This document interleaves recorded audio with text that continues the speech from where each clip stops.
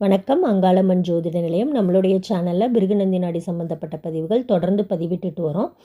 இன்றைக்கி நம்ம என்ன பார்க்க போகிறோன்னா, 7.5 சனி பற்றி பார்க்க போகிறோம். 7.5 சனி அப்படின்னாலே பயப்படக்கூடிய நிலைமை தான் மக்கள்கிட்ட இருக்குது. இப்போது நம்ம நாடியில் 7.5 சனி அதை எப்படி பார்க்குறோம், அதுக்கு என்ன மாதிரியான பலன்கள் எடுக்கிறோங்கிறத பார்க்கலாம்.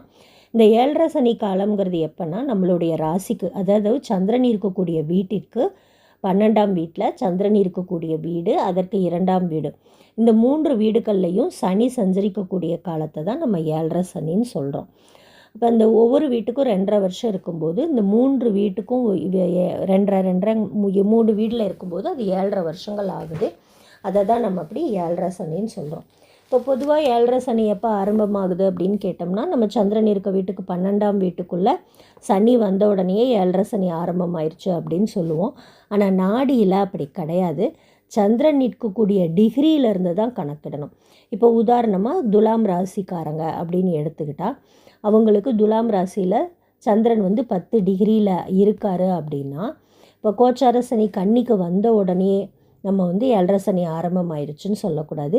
கன்னியில் 10 டிகிரிக்குள்ளே சனி நுழையும் போது தான் அவருக்கு 7.5 சனி ஆரம்பமாயிருக்கு அப்படின்னு நம்ம எடுத்துக்கணும்.